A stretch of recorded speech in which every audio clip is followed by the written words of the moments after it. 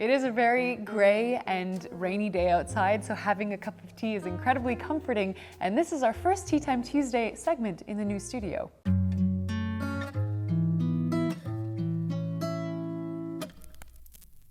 Finding happiness is something I was hoping we could chat about today, and I know that it's an incredibly difficult topic to cover because every person is so individual when it comes to how they feel happy and what makes them happy.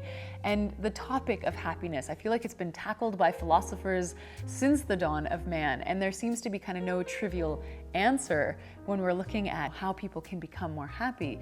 But when we look at something like social media or commercials, they make it seem like it's not even a question at all. They give us the impression that, if you buy a certain thing or if you look a certain way, then you'll be happy. They make it seem like happiness is conditional. If you do this, then you'll be happy.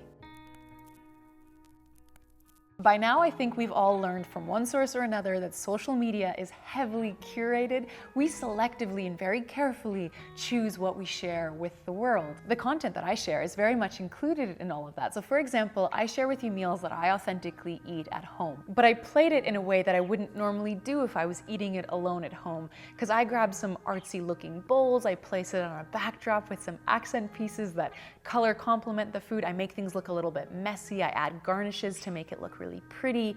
And I do all of that because it's an art form for me, but I think it gives people the impression that that's what my food looks like all the time. But it's not. It's the whole expectation versus reality bit. And the same thing happens when we're scrolling through social media and we see these people who look like they're living exceptionally happy lives. And we start to think to ourselves, maybe if I do what they're doing, then I'll also be happy. Maybe if I travel more, then I'll be happy. If I buy that outfit, that makeup, that jewelry, then I'll be happy. Maybe I don't have time for that because I'm studying, but if and when I graduate, then I'll be happy. It's this game we're constantly playing, and it's a game we're never winning.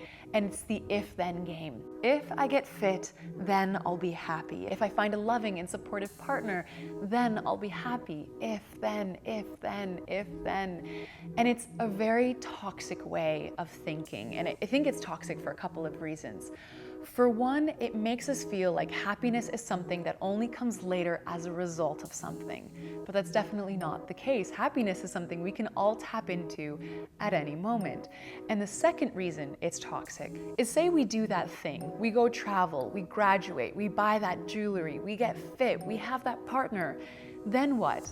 Because from my experience, it's always something else. The bar keeps getting set higher and higher, and happiness seems to be this thing that's forever out of reach. And that's how a lot of us can end up feeling like we're stuck in a rut.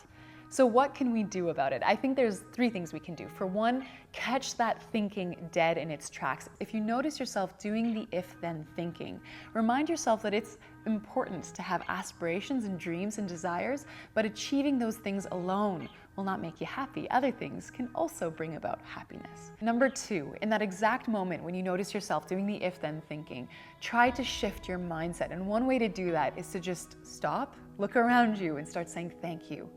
Thank you, thank you, thank you for everything that's around you. Maybe you live in a certain home, or you're surrounded by certain people, you live in a certain country. There's things to be thankful for. I think when we do the if-then thinking, we're focusing on the things that we lack. But when we say thank you, we're grateful for the things that we have.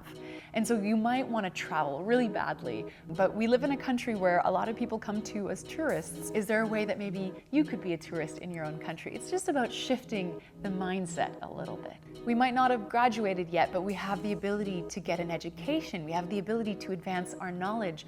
We might not have a partner, but maybe we have supportive friends or family. The point of this is to focus on the things that we have instead of the things that we lack. And number 3, I think it's really important to also mention that it's okay to not be in this state of happiness all the time, contrary to what social media makes you believe. That's just being human. And I think that's sometimes a flaw of some of the self-improvement movement. It makes us feel like if we're not stronger, happier, faster, better versions of our former selves, then we've failed in some way. We feel guilty for feeling the ups and downs of life, but that's just characteristic to being human. We need the ups and downs and hardships to learn and grow, and those down moments help us appreciate the up moments so much more. So if I can summarize, happiness is this very difficult and complex topic to explore, but it's this state and emotion that we're all constantly striving to achieve. And I think one important way that we can do that is to be grateful for the things that we have instead of focusing on the things that we lack. So trying to minimize that if-then thinking whenever we can, and to realize that it's only human to feel down sometimes and to not kind of feel guilty for feeling that way. And I also, before I sign off, there's one more thing I've been wanting to mention for a while now. We get lots of emails every single week from you guys asking if we can translate the Pickup Lines videos into other languages, and I wanted to let you know that that's something that you can actually contribute to. If you are interested to translate the subtitles of the videos into whatever language you can speak, you'll get 100% credit in the description box of each video that you translate for having done that.